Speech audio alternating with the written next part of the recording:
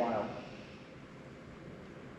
This is the Iowa darter. This would be found alongside that last species, and this is a state listed species, so I know you're looking at this and you're thinking, man, that's really pretty. I'd love to have that in my aquarium. Sorry, highly illegal. You don't want to do that.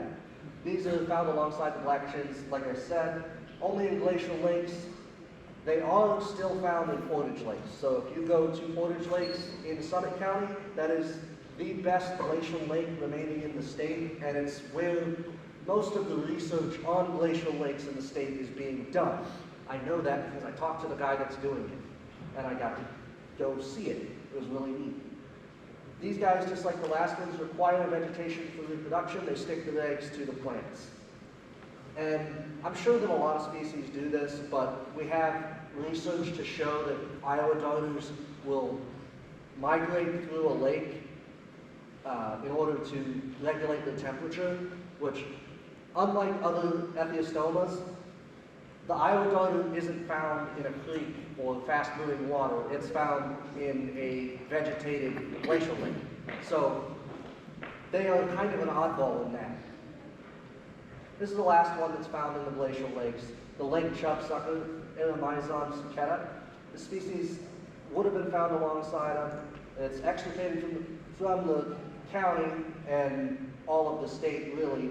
It's still found in portage lakes, but not super often. That guy up there is what they look like as adults.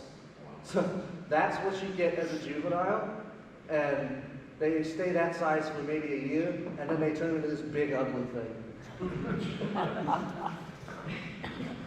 So this was the tank that I used to represent your average freshwater game lake here in Ohio.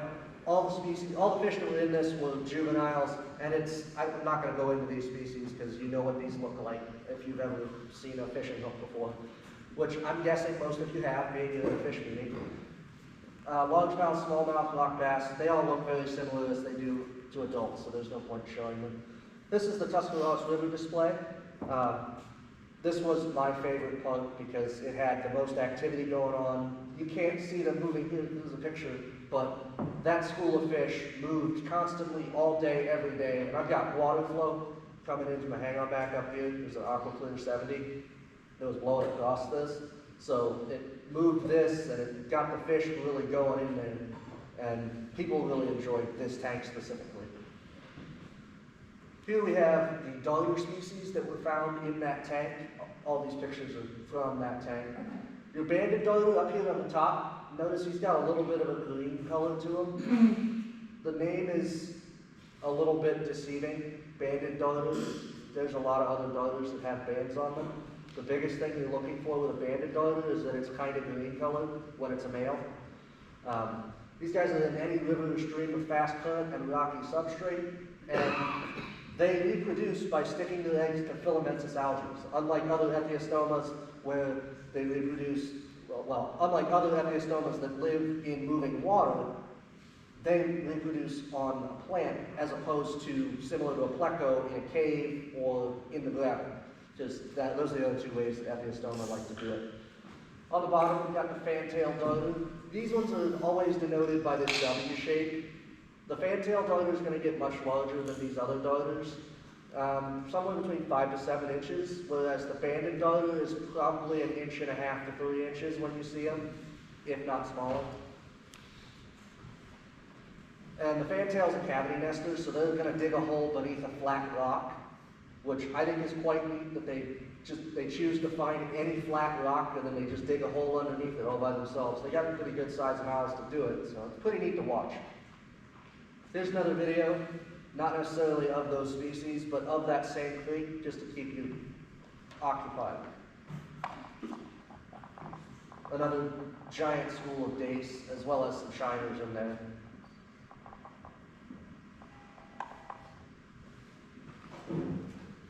Here we have the rainbow darter. These are my favorite species on this list to keep in a tank, other than maybe the warmouth, but that's just because those are big fish and these are little fish. Very colorful fish. They look just like that in an aquarium if you've got everything set up right. Usually they look like that. If you have them on a darker substrate, they usually show up better in color, but this is the most natural thing I can give them. You saw what it looked like in the video I showed you. That's the exact habitat that this would have been pulled from, so I tried to replicate it as close as I could. These guys have a really interesting mating dance. It's territorial, so the males are going to set up an area of about 12 inches by 18 inches, and the females are going to go around to different territories and see who they like and who has the brightest colors. Whenever they find somebody that's got really bright colors, they're going to hang out in their area and they'll dig a little bit of a depression in the sand. Pea gravel, not sand.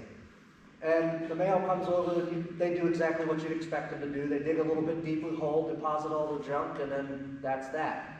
They cover it back over and the water, again, the water going over top of it provides the oxygen.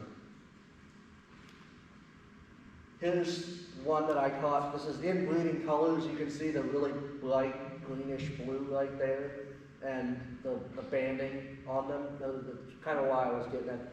Don't go by banded darter to identify a banded darter. That's not how it works. But the biggest thing on these ones is the dorsal fin is just lit up. That blue and orange is super cool. I have these in a pond right now. It's a heated aquarium pond, but I keep it at about 60, 65 degrees. They breed at 62 degrees, so whenever it goes down below that, outside my pond is set up so that I've got warm water flowing in at 64 degrees, and the water is whatever it is outside. So hopefully I'll get them to reproduce in my pond. That would be really neat.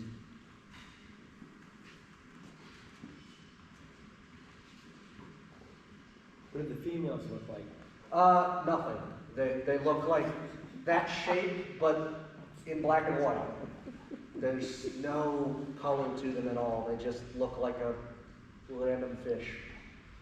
If you put it next to a Johnny Darter and you looked real quick, you wouldn't know the difference. That's a Johnny Darter. So these guys inhabit slackwater areas, whereas the darters like to be in the fast to moderate current. These are in the slackwater areas off to the side.